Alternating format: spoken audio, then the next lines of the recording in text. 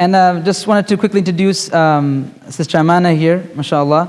We're very privileged for her to have joined our team this year. Sister Amana, she specializes in board governance and nonprofit management. She's a dynamic entrepreneur, a seasoned leader based in Fountain Valley, California, renowned for her accomplishment across the events, hospitality, and nonprofit sector. With a robust background in business development and strategic leadership, Amana has consistently demonstrated her ability to drive growth, innovation, and excellence in every venture she undertakes. Amana's entrepreneurial spirit is further exemplified through her establishment of Baraka Cafe and Bloom Espresso. MashaAllah. At Baraka Cafe, she developed and executed a strategic business plan that facilitated the cafe's successful launch within the Islamic Society of Orange County. Our strategic oversight ensures the cafe's continuous growth and operational efficiency. In addition to her business venture, she has significant contributions in Muslim non-profit leadership. As the former chair of CARE California, she provided visionary leadership, spearheading strategic planning, board development, and budget oversight.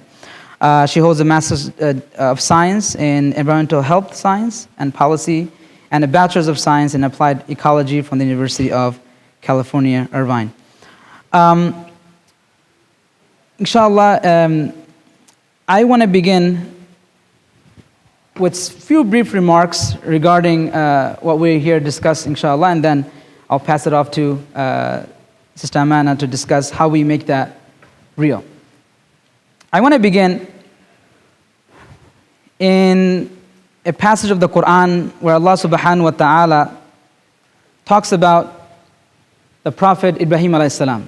Allah subhanahu wa ta'ala says, أعوذ بالله من الشيطان الرجيم بسم الله الرحمن الرحيم وإذ ابتلى إبراهيم ربه بكلمات فأتمهن قال إني جاعلك للناس إماما قال ومن ذريتي قال لا ينال عهد الظالمين. Allah subhanahu wa ta'ala, in this passage of the Quran, He talks about the Prophet Abraham after he was tested in many ways that Allah subhanahu wa ta'ala tested him. And after fulfilling all those challenges and tests, Allah subhanahu wa ta'ala gives him the ultimate certification that any human being can ever have. قَالَ إِنِّي جَاعِلُكَ لِلنَّاسِ إِمَامًا. It is unlike a Nobel Peace Prize, is unlike any other awards that exist. It's Allah subhanahu wa ta'ala Himself giving a seal of the best caliber. And you would imagine when someone is praised for their own achievements, when they are told that you have done everything right, and they're being awarded, the first person they think of is not themselves. The person they think of is themselves and not someone else. But he says, قَالَ وَمِن ذُرِّيَّتِي, that I am successful, I have earned your approval, Ya Allah, but what about my zuriyah? What's amazing, the scholars of the Quran point out, is he's not even talking about his ahl. He's not even talking about his own family. In those speeches, when you take awards, you say, I want to thank my wife, I want to thank my kids, I want to thank my mother, my parents. You're still talking about your own family. Ibrahim alayhi salam is so concerned about zuriyah, meaning his progenies, people to come, generations to come, way beyond his time. And that is the mindset that we as Muslims have, that we're concerned not just about our own hidayah, own guidance. We're just not concerned about our own family hidayah and guidance, which becomes the case in a nuclear system and family where we're so focused on our own circles. But Muslims thinks about the generations to come. It almost pains you and concerns you. You have this anxiety over what will happen to Islam in America in 50 years, 100 years. It becomes part of your daily anxiety and concern. Not just what you leave behind for your kids and what kind of assets your kids will have to work with. It's beyond that. And subhanAllah, we find it amazing. I want to share this with you. 3 imams. Perhaps you heard their names, perhaps you haven't. Imam al-Sha'bi, Imam Abu Hanifa, Imam Abu Yusuf.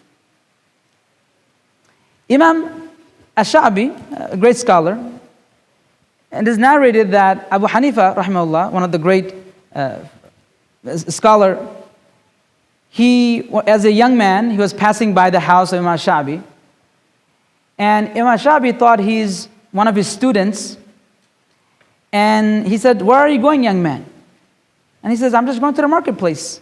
Imam Abu Hanifa, rahimahullah, his family owned stores. They were in the silk business. And he said, "I'm going to the marketplace." He said, "Young man, I see a lot of potential in you. You should sit in the gatherings of the scholars." Random young man he sees on the street, wants to inspire him, wants to say some words of wisdom to him. And so that is one of the turning points of the life of Imam Hanifa. But now that's not the most amazing part of the story.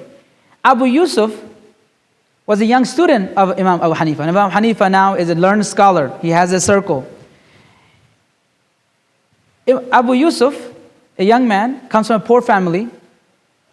He's sitting in the gatherings and the classes of Imam Hanifa. And one day his father comes and drags him out of the class. He says, "What are you doing wasting your time in these classes? We're not rich like this. We can't sit around studying. We have to go do work, earn money." And when Imam Abu Hanifa heard about this, he said to Abu Yusuf, and he made a deal with his father, that how much do you need per day? I will pay for his tuition and I will cover whatever he would make if he was to work. That's how he paid it forward. Because someone like Imam Sha'bi inspired Imam Abu Hanifa, and the Imam Abu Hanifa in turn made sure that Imam Abu Yusuf was taken care of. Over 60% of the US Muslim population is below the age of 41. Yet if we look at our leadership, or most of our institutions and masajid and our boards, they're well above age 41. We have a crisis that's brewing. There isn't a pipeline of young people who are going to be transitioning into these leadership positions. At best, sometimes, some masajid, mashallah, they bring in a young brother or a young sister, and they're almost a token board member. They sit in these boards, and the ammus and the uncles, they run the show. They say one or two things, and that's the extent of their ability and power. But the reality is that the Gen Z and the millennials are reshaping the landscape of America and our companies, and they're going to reshape the landscape of our organizations. And if we are not up to par, we have to think a lot and deep and hard about the future of our institutions. I was sitting at a Thanksgiving dinner just a few weeks ago, and there were some, mashallah, very experienced and very veteran organizers and leaders from our community, mashallah, and their children were at this dinner as well. So a conversation comes up, and one of my dear uncle, he goes, "So why aren't you guys," talking to some of the children of these very experienced, very veteran organizers and leaders in our community, "how come you guys not involved like your parents?" And they asked me, "So, Brother Mohammad, you're like expert at this. Why aren't they involved?" I said, I'm not sure if that's a good question. I want to turn the question around and ask them, where are they involved? Why aren't you guys motivated to help out the masjid? I said, that's not a good question. Let's ask them, what are you motivated about? Where else are you engaging? Because I could look at college campuses, I see excitement and engagement. I could see Charity Week by Sun Relief, I see excitement and engagement. I could see MIST, I see excitement and engagement. Clearly there are places where they're excited and engaged. So the pipeline problem is not that they're not motivated or they're just lazy. The generation just sit and makes video on TikTok. That is not the case. It's a little more complex than that. And so, let me ask you. I've said things to you for the last few minutes. Why aren't young professionals, let's be very specific, why are they not engaged in our leadership?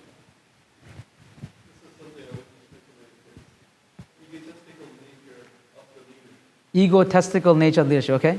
The young people get discouraged by bickering and fighting at the seniors, and they're like, I'm better off in the Subhanallah, that is true. I know, parents, children of board members, they will never step forward in any kind of masjid issues. They're like, they bring, and they know. You say, no, I don't bring my, issues to at home. They could see you're stressed. Every time you come from a board meeting, you're frustrated. They see, in your face, right? And they're like, if the masjid is causing you this, I don't want to be near that place. SubhanAllah, that's true. What else? Why aren't our young professionals, let's be very specific, why aren't they involved in our masajid, institution, organizations, generally speaking? Generally speaking.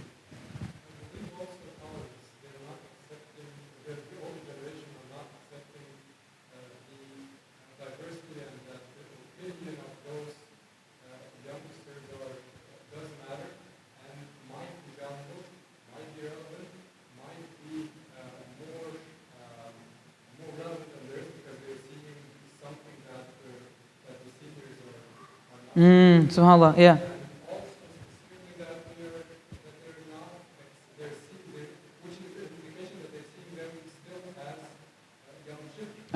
Yeah. SubhanAllah.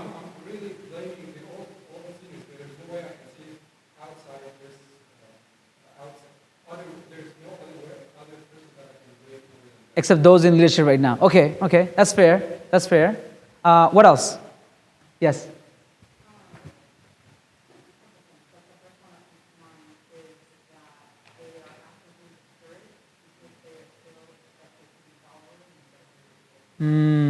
Okay, they just come sit, be part of us, just listen to what we're saying. We're experienced, been in the masjid board for the last 30 years.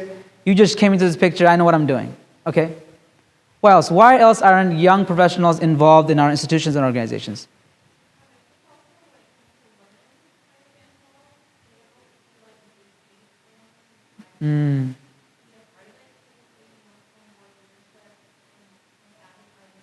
Yes.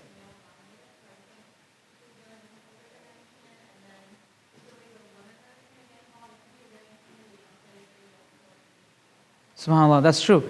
At Oak Tree, we have the opportunity, which many, very few have, is we go into masajids, organizations, and we get to talk with people. Lately, we've been doing a lot of work with organizations, mashallah, that are investing in saying to us, we're hitting our 50-year mark. Can you come, assess our community, talk to our volunteers, our board, our staff, look through our stuff, and help us plan the next 5 years. And in doing that, we've been collecting a lot of inputs. And one of the things we often hear is that the sisters who are in the board, their opinions aren't quite taken, not the same way. We hear from paid staff that the CEO of, I won't name the organization, that the brothers, they have their side conversations and they make their deals, and the sister only can have an input during the meeting, and that's about it. And because the brothers can go have tea, whatever else that they're doing on the side. So it's true, it's real. We've been hearing it in all the works we've been doing. Final thought, why aren't young professionals involved in our organizations, not to mention in leadership? Yes. Many of the problems faced by these organizations are not on the So if you go to any of the round tables now, what you find is the original guys sponsored a project, let's say, one of the best produce companies. Now they're wondering why the young people aren't supporting them because they never find them. That's true. So the younger people want to have different projects. Mm. I'm talking to them about working. So these were issues that they have, number one. Number two, many times they come from countries where it's authoritarian and it's their own kids or their own people who take over after them. Because they're authoritarian. SubhanAllah. They don't come from a history of non-profit. They don't understand the importance of succession planning. Four, I took 30 years to get to this position. You do whatever I tell you to do. That kind of mentality you have to think. SubhanAllah.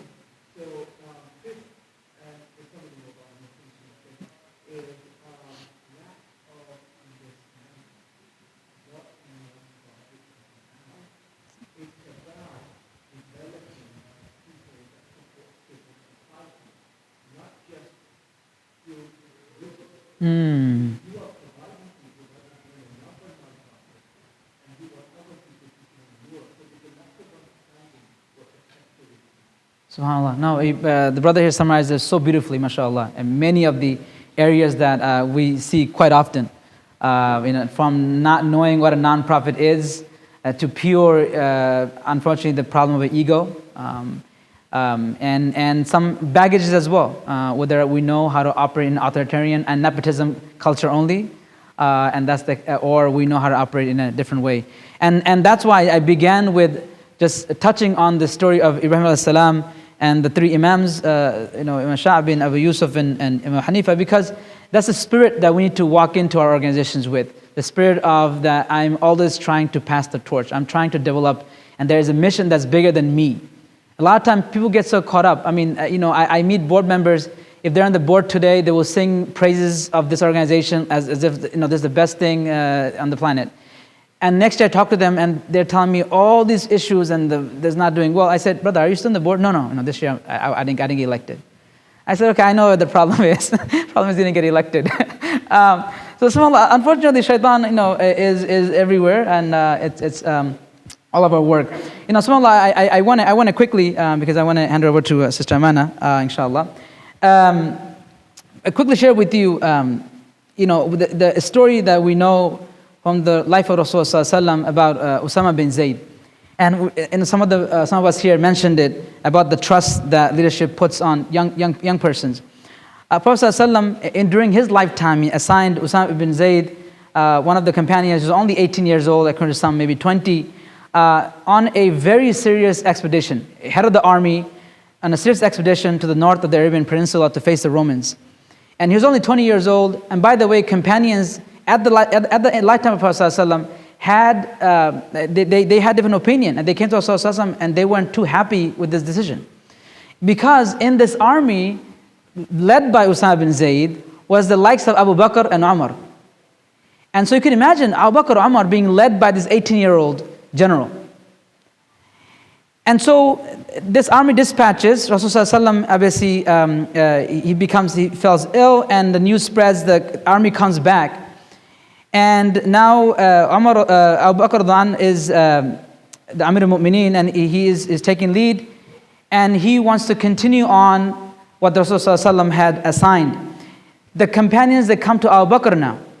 They say, Abu Bakr, I know Rasulullah had appointed him, but we should really reconsider. Do we really want, we're in a critical position, this is, we have a lot at stake, people are defecting and so forth. Maybe we should consider a much more senior general. And Abu Bakr says, I'm not going to go against what Rasulullah himself has done. And so, by the way, one of those people who came to Abu Bakr was Umar. And subhanAllah, you see the wisdom. Abu Bakr walks Usama bin Zayd out at the outskirts of Medina. And while he is sending off this general, this 18-year-old, 20-year-old general, he turns to Usama bin Zayd and says, Usama, if you feel, only if you see fit, feel free to take consultation from Umar. It's not like, hey, listen, you have Umar in your ranks, you better be checking everything with him, and I have no trust in you. And no, it's just the way he said, look, if you see fit, Usama, feel free to consult Umar. And that's the level of trust. And so I want to leave you off with this bit of a framework. If we want a stronger pipeline of young professionals, college students, and even others to be getting involved in our organizations, number one, we have to prioritize them. Just like we prioritize everything else, subhanAllah, and rightfully so, youth and marriage services and programs are prioritized in our masajid organizations. It's time that we also prioritize young professionals. We know that the impact having young professionals in our boards, in our organizations, subhanAllah, baby boomers, they give as a duty. But study shows that millennials, they view charitable donations as a way of rolling up their sleeve and doing something for the mission. What I'm saying in English is that when you have millennials and Gen Zs in your organizations, they're not only doing it because it's a duty or I've always been part of this masjid, they're going to do it because they really believe in you. And that's powerful people to have in your organization. Number two, you have to understand them. You could prioritize them, but if you don't know who you're dealing with, you wouldn't know how to attract them, how to manage them, how to empower them. So do we understand what these young professionals, these college students are going through? They just graduated. Job market is difficult. Some of them are trying to get married. They're trying to bid their time until they do their masters. Some are dealing with the social expectation. Some are married but struggling in their first few years. This is who we are dealing with. This is the population. You have to understand where in life they're in. They're not well established. They're not, at the end of their careers. It's very different. So these college students are involved, and they were involved in their MSA, but not involved in the masjid. They might be involved in non-Muslim orgs where they feel more comfortable, more aligned, right? And you find that they used to be engaged back in college, but they're no longer involved because of the life circumstances. So in order for us to develop a pipeline, I just want to leave you off with these few things to think about. We have to think about recruitment. How do we recruit them? We'll think about engagement. How we not only recruit them in our organization, how we engage them. Then how do we manage them? Then how do we empower them? And when it comes to recruitment, we have to think about a little bit differently about how we acquire volunteers. No longer people want to be in a long list of volunteers and do anything and everything. People want to do a specific task and a specific project. That's the culture. And so how do we reorganize our masjid work to be that? They want to see transparency. You have to find them where they're at. We have to engage them. Engaging means you have to work with them one-on-one, and you have to figure out what each of their needs are. Let them bring their whole self, right? They're part of our organization, and are we helping them with their career? Are we helping them get married and so forth? How we manage them. We have to have better management system in our organization. They're not going to come in a mess where the process is very difficult. To submit in a receipt takes time. 54% of young donors will have less trust in a nonprofit if the process of donating is not simple, right? And then lastly, we have to empower them, help them build team, help them own projects. And here we just talked about the pipeline. What I didn't even talk about, and inshallah, Amana will talk about, is about even transitions. So one is about having healthy pipeline, but then even when we think about year to year, when the board changes, there are a lot of problems. There are problems around people hold on to the donor list. There are problems with individuals who don't record the processes. So you have to, they're like becomes a block. There's oftentimes fights in transitions, and those are areas of succession planning when it comes to recruiting new individuals and also transitioning within the organization that we need to really address. With that, I took way more than I was planning to, but I will hand it off to Sister Amana, inshallah. Assalamu alaikum. Can you guys hear me? Assalamu alaikum. So thank you. I mean, that was, mashallah, very informative. You already gave a really nice bio. So again, my name is Amana. I grew up in Southern California, and I'm so happy to see Brother Anwar here. He lit up the room when he walked in. I just want to tell you a little story about Brother Anwar. When he first came here, I was in about 7th or 8th grade, and he identified a few people, him and his team of 3 from IR, and they saw something in us. And I really want to say that was part of succession. He saw these 7th, 8th graders, 9th, 10th, got them involved in Islamic Relief. We put on banquets, and this is me as like 8th grader, putting on camps. So I really do want to just give Brother Anwar a shout out, because I know he has probably been here and transitioned and is really somebody that we should all learn from. So I'm so excited to see you, Anwar. With that, so my name is Amana. I grew up in Southern California. I really want to show, especially for you, what you said about women in leadership. It is not easy being a woman, and alhamdulillah, I was at the height, the top level of CARE California. I was the chairperson. And the reason why that happened started with people like Brother Anwar identifying somebody, saying, okay, they look like they can do something, they're excited, let's get them in this pipeline that we just talked about. For me, the reason why I'm involved, the reason why I want to be part of an organization is that I'm looking at it as my sadaqah jariyah. I want this to keep going and giving long after I've passed from this world. In order for me to do that, I need to make sure that systems and procedures are there that I've had a mark on. So I joined CARE California in about 6 years ago. I'm no longer on the board, but I am really a good case study of how you do transition. We really worked at reorganizing the whole organization, and one of those was really restructuring CARE California. It's a very complicated organization, just like MASS is a very complicated organization, just like IR. All of these organizations are nationwide, some even internationally. So really setting up these systems and procedures is what I looked at as my intention as chair to how I'm going to keep giving long after I've left the organization. So I didn't know that this was going to be something that I fell in love with. I love board governance. And what is board governance? Does anybody understand the word? When you say governance, any idea? Okay, process of managing the board and? Running an organization, right? Anybody else? Who's on a board? Let's do that. All right, we have 1, 2, about 5 people on a board. How many people want to be on a board? No one wants to be on a board? Okay. How many people are staff of an organization? Of a nonprofit? Let's go there. How many are staff of a masjid? Okay. How many people are on a board of a masjid? Okay, you're on the board of a masjid? What masjid? At Nashville, okay.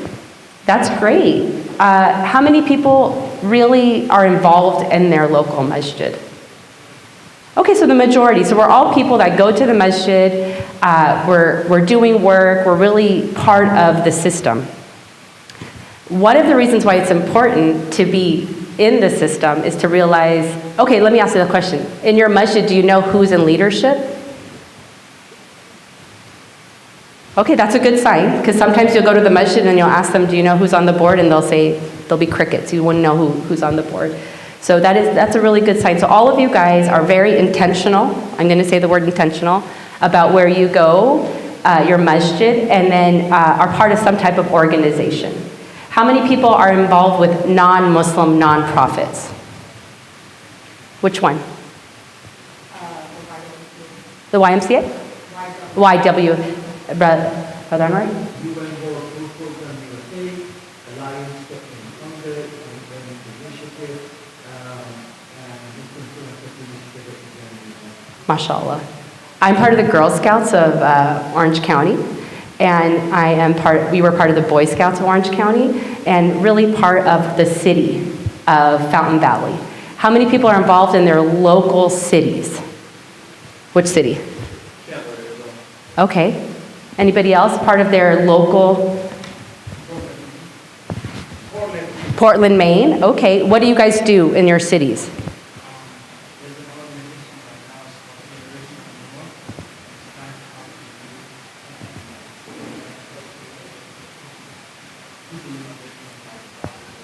That's great. And what do you do? Are you?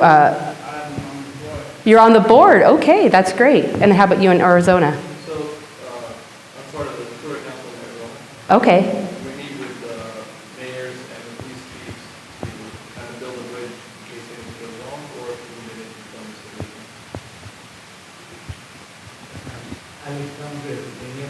the city. Okay. That's great. I'm so excited. Do you see how exciting it is to be part of your community, even outside the Muslim dimension? It's important that we have to understand, as Muslims, we are part of the United States of America. And being part of that and helping with succession planning isn't just limited to our own Muslim worlds. So we can be part of the masjid, and to be part of a masjid, you got to be part of your city. And to be part of your city, you got to be part of your state. So do you see how we are building up this ecosystem of how we practice? Somebody told me the other day that he noticed that Muslims tend to only work within our Muslim organizations, and we kind of live an insular life where we don't want to talk to anybody outside. And one of the things that the Jewish community is really, really good at is their civic engagement with everybody. And they've really instilled in their Jewish community that yes, you may not be, a practicing Jewish, or you might be secular Jewish, but you have to be involved. So I think as Muslims, if we start reframing and saying, I don't need to be part of my masjid maybe, but I need to be part of something. And that's where we talked about finding people where they're at. So if your masjid has something that's more, your young professionals are more politically engaged, then maybe having something for them, working with an organization and keeping that pipeline of leadership. So I did want to, my expertise is in succession. And one of the things that I've noticed that there's 4 types of succession. There's the clean break. I'm going to talk about the positive 3 first. The clean break, which I see mostly happening in MSAs, or high schools, where you're in your board, you leave, you just graduate. So you're no longer part of the organization, you had something positive, you did your job, and now you've moved on. You really don't go back too often, but you really don't have anything negative to say. There's really no transition of power. It's really like a club, right? When you were part of, like in high school, NHS, you do your job and then you graduate. You don't really look back. So that's like a clean break. Then we have something called, where it's probably more aligned with what's happening today, where it's involuntary leave. So you get kicked out of your board. You're no longer needed. You've decided people will find you toxic. They're like, you know what? We no longer want you out of the board. You get voted out, and you have a very negative feeling, right, towards the organization. So sometimes you become the ambassador of hate towards that organization because of the way they let you go, right? I gave so many years of my life to this organization, and they treated me like this, and they kicked me out, right? That's something we hope that we are not, right? We want to not have that happen to us. Now, the 2 other modes of transition are significant founder transition or light founder transition. How many people in this room consider themselves founders? I know Anwar's going to raise his hand. Founders of the organization that they're a part of. How many years have you been part of that organization? 11 years. 11 years, and what's the name? Oak Tree, okay, mashallah. Anybody else that's, Brother Anwar, you were part of Islamic Relief as a founder? Huh? I know, but you were a founder. How many years were you part of Islamic Relief? USA. 30 years. Anybody else consider themselves a founder? Okay, how many people like myself came into an organization that maybe was 15, 20 years established? Okay, so most of, how about you? No? Our first example was 8 years old. So you consider yourself a founder? In theory, yeah. Okay. So I consider myself that I came into an organization that was already established. So with that, the transition can be a little bit harder, right? Because you're dealing with people that have already established this organization. They're not ready to let go. And then you have somebody like myself. I joined my first board in my early 30s, late 20s. And I came into this board and I had no idea what I was doing. When you join a board, a lot of people will say, mashallah, this brother has been serving the community, putting the chairs, he's here every day, she's cooking all of the meals, they're making the iftar. They deserve to be on the board. Is that what we want necessarily to be your board member? No. Maybe staff, right? So now we've kind of grown out of volunteering, so we have the staff role and we have the board. Somebody saw something in me and said, you should join this board. I was like, well, why would I join a board? Well, you know a lot of people, you've been part of this community, and we think you'd be a great board member. I said, okay, sign me up. What was the first thing I did as a board member is I got trained. There was this offering for board training, and I was like, okay, I have no idea what it means to be on a board, I'm gonna get trained. I go, I get trained, and I realized that I have a lot of responsibility. I am responsible for a lot of things for this organization. I have a legal fiduciary responsibility to this organization. I need to take this seriously. So long story short, I got trained. I did the first strategic plan for CARE Los Angeles. This is me in my early 30s. At this point, I had no idea what a strategic plan was. Alhamdulillah, after 5 years, we reached all of our strategic plan goals and then thought about the next 10 years. And part of that was to restructure CARE California, which, subhanAllah, I was also part of. But did you see how I was part of the succession training or plan for CARE California without knowing it? There was no terms put to it. So I am still part of the organization and helping with their succession, but in a different way. So as you join these boards, because I think how many people raise their hands that they want to join a board?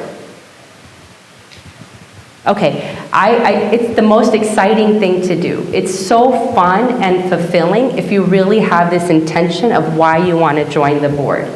The power is not there. Masjid boards, organization boards, there's not much power, and that's probably not what you're signing up for. So with that, this idea of having a significant founder role. So brother, what was your name? Are you still part of Oak Tree? Okay, so what is your role right now? Treasurer. So you're on the board. And how many years? 11 years, mashallah. So I hope we're thinking about who the next treasurer is going to be. Inshallah. Okay, so this is where I always tell anybody, even my children, you always have to think of yourself if you're not there.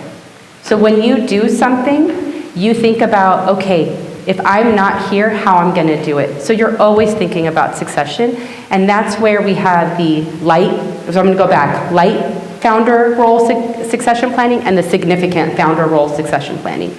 I am sure, look at MAS, this organization is how old? Is anybody? 25? 30? Okay, between 25 and 30 years old. 1993, okay. So if you look at MAS and you see the number of youth that are running it, that's amazing, right? And inshallah, I don't know too much about MAS structure. I think they are working towards making sure that this organization is going to run another 30 years, 40 years, 50 years. So I hope that they have a significant founder transition. When I say significant, what do you guys think that means? You don't have to be there from the beginning. You have to be there when?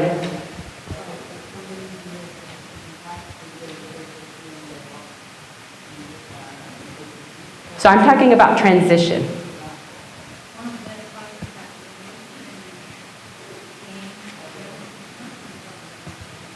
So training, let's see the keywords training.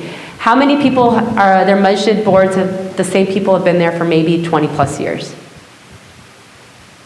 What do you think the problem is being on a board for over 20 years? Stagnation? No new ideas? Do you think age? So we have a workshop later on talking about systems and procedures and really looking at kind of the, what's the name of the session? Accountability. That's going to fall into there. So when I say significant transition for a founder, I'm saying the founder is actually not in a role anymore, but they're guiding the people that are currently in the board. Right? So they are basically still there. They're accessible. There's an article called The Long Goodbye. So meaning that they're planning on leaving, but it's just taking a really long time. Right? They'll be at board meetings, they may have a role, they may have an ex officio role on the board, but they really are there to make sure that the same problems that they faced are not reoccurring. Right? Because we want each generation, as their new problems arise, to face those problems, not the old problems that already happened. Right? A light foundation role, founder's role, would look more like, okay, you've got this, I'm here, call me if you need me, but I'm no longer going to really be active in the organization. But they're still accessible. I personally really like the significant founder role, only because it really keeps you attached to the organization that you're there. One, as you get older, inshallah, you have more money, and you have more expendable income, so you can still keep giving to the organization that you were a part of. You have a positive impact. So overall, you still think very highly of the organization. The one thing I hate, it really bothers me, is when someone leaves a board and they end up talking so much bad against that masjid or organization because they saw behind the veil, right? They saw the real workings, and that's what you do not want to do as a board member. You really want to make sure that you're training your board members to become ambassadors. As they transition out, they become training to the new board members that are coming in and identifying new board members. It is crucial as a founder or as a board member. You're in an organization for 8 years, right, brother? The Shura? The organization is 8 years old. And how many years have you been in there? Less than one. I would even tell you, as less than one, you should be identifying people that could potentially be coming into your board. It could be your own child, or it could be your child's friend, or it could be a young professional. You go, that's somebody that I see something in. I want them to be a part of this organization, and let's see how we can get them involved. We'll give them a project, right? So one of the projects that I worked on was Baraka Cafe. I don't know how many people have heard of it. It's a part of the Islamic Society of Orange County. And what's been amazing is that when people come, and we're not the first, Kahwa House or Kahwa Cafe at Adams Center, which I talked to, so that's a whole other thing about working together. We identified that we really need to have a coffee shop. And what we did is that it brought a whole new generation of people back to the masjid. We identified people that would run the coffee shop that are a lot younger than me, that understand what's going on, but they are also now going to possibly become leadership within the masjid to bring a new level of engagement. Because the last thing we want to do is to become like our Christian churches, is where they start closing. And unfortunately, if we do not pivot, that succession is not going to happen at our masjid level. So I think as founders of masjids, if you are part of one, really understanding how to pivot, because we have communities to model after. So the Christian community, people used to go to church every Sunday. Are they going to church anymore? No. So these centers are closing, but they have to learn how to pivot if they want to stay open. So there's whole articles dealing around succession, not just within our Muslim organizations. So this is not a Muslim problem. It really, like Brother Anwar said, is a non-profit problem. Being able to understand in your succession plan how you're going to identify the people coming in, how you're going to train them, and that's where Oak Tree can help. Oak Tree really is a place where you can have a new board member. Hey, you don't know what it is to be on a board? Let's do a nonprofit board training with Oak Tree to understand your roles and your responsibilities. So I hope you guys got a little bit of how to think about succession. And one of the things I really, really want everybody to understand is that succession starts from day one. Transition starts from day one, thinking about how you're going to leave your organization and who you're going to train. So one of the ways I like doing it is you should have board limits in your bylaws. That helps you think about succession, because you know you're only in the position for a finite amount of time. So you can come up with whatever your organization thinks. If you don't have board limits, definitely put that in and in your organization. I'll give you, since I'm part of CARE California, we have 2 terms that are 3 years long. So you can be on part of a board for up to 6 years. What's great about that is after the first term, you can decide, do I want to continue? Yes or no? Yes, I'll keep going, so I have another 3 years. That's what I did. I was chair for 3 years, but the first year, the previous chair was still on the board. Does that make sense? So I still had the resources of my previous board chair, because he still had privy to all of the knowledge and all of the institutional part of CARE that I could still talk to him. So the first year, I had my board chair still as a resource. Second year, I identified as a board, we didn't have the secret meetings that we talked about, which is very real. We made sure to have a culture in our board where we talked about who is going to take over, who is going to be the person that we're going to identify to be the future chair. once Amana leaves, right? So we identified who the future chair could potentially be within our board. That person was elected to be vice chair. So they now shadowed the chairperson for 2 years. My last term, I held no position on the board. I was there simply to hold institutional knowledge for the last 6 years to be able to help the current board. So do you see how it was always thought about? So in my way, I think of myself as having a significant founder role within my board. Now the next step will to keep your board engaged. That's a whole nother workshop. But really identifying who is going to take over once you leave your position of leadership. And it's candid conversations. We need to get over that I am the president of the masjid. I am the chair of this organization. And really understanding, like, you know what? I no longer have capacity to be chair. I would like to step down. I am not giving this organization what it needs, but I think this sister over here, who's been on the board for 2 years, really can be the next person, right? So having those candid conversations. We did the same thing with our treasurer. Because we wanted somebody with finance background, we made sure to recruit on our board somebody with that specific background. Okay, you know what? I have 2 more years left. I really think we need somebody that has a CPA to join our board. Guys, let's put a field out. Let's go out and see who has that interest and that capability. Identify them, get them onboarded so that they can follow the treasurer for a year, right? Because that legal fiduciary responsibility of your board is critical. You get them on your board, you start training them. You know what? I don't think they have the time. You know what? Maybe they're not the best fit to be treasurer. Let's find somebody else. But have those candid conversations. Because all of us are having the intention that this is not about me, it's about the organization that I am going to be representing. So I hope that gave you a little bit understanding that transition is something that takes time, that you really have to think about it from the beginning of your organization, and having those candid conversations with your board or with your leadership or with your ED or with your CEO, because your ED probably won't be there forever.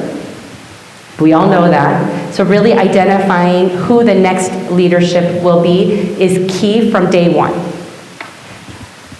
Any questions?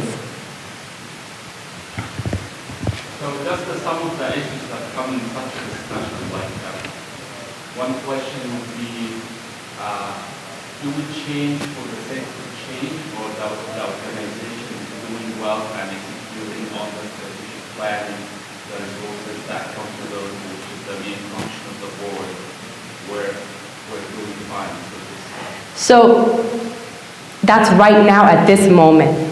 We don't know what's going to happen tomorrow, so we always need to be thinking about who is going to be taking the next role. It may be going well now, but we don't know what's happening tomorrow, so I always like to plan for the worst. So if you can start identifying those people now so that you have your plan already in action and you're not finding out, oh, you know what, I'm moving and I'm on this board and I no longer can be here.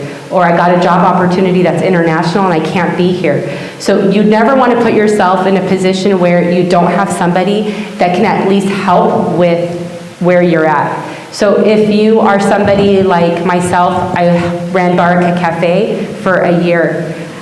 I didn't want to be the store manager. I did it as a volunteer, so I needed to identify a store manager at that moment. The moment we hired our store manager, I told her, you need to find your assistant store manager now.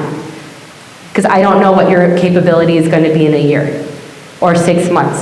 So she identified her assistant store manager. The moment we identified the assistant store manager, I said, you need to identify 3 staff members that potentially will lead up into this leadership role, right? So you're always identifying and documenting all of that. So I would say we can't think about, we're fine right now. I don't think that's a good enough way to look at life, because that's not what life is. Life is always going to have challenges, and so you have to plan for that. So we can, I think it's always better to have somebody identified. It's not change for the sake of change, so you can say, I'll be treasurer or I'll be president, but it does help you have a finite point to say, eventually I'm not going to have this role, who is going to take over, is always a good mindset in any organization or business. For example. My name is Hannah. I'm a board member for Women Coalition. I have a comment. You know, we are a growing community. When you say that a board member should not last more than 6 years, which I agree, if you want a dynamic process of having different board members. But as a growing Muslim community in our area, we don't have that much population. You cannot find easily a replacement. That's number one.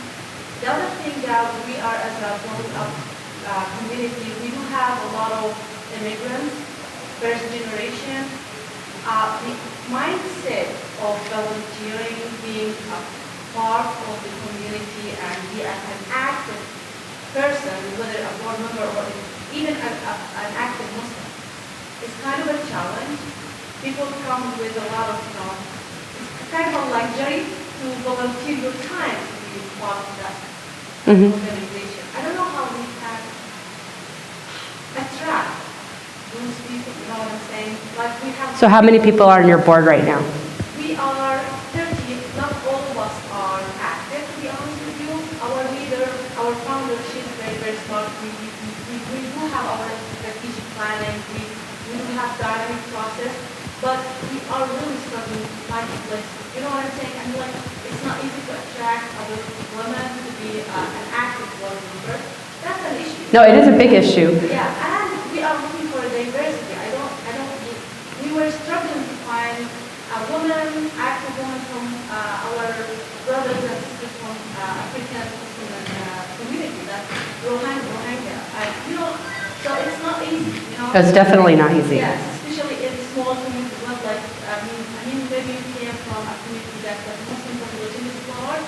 Our Muslim population is growing, I believe, like. So you don't have to look at it like right now, the point of your organization, mashallah, to have 13 board members is already amazing, right? So that's already an accomplishment. So that is great that you have 13. When you are starting an organization, you don't have to have those limits on yourself yet. But you have this idea that you're already thinking about how we're going to recruit, right? So even identifying where you're at is a success. So you know it's a point of tension, and you're going to now figure out in your board meetings, how do we do that? So that's the part, but having those conversations with your board is already that you're in the right direction. There's things we can talk about, later about how maybe to do programs or figure out ways to attract people, but the fact that you're 13 board members, because we're dealing with organizations that are 3 board members, right? The fact that you're 13 is already really, really powerful, and then understanding and identifying that, yeah, this is going to be something that we need to be aware of is great.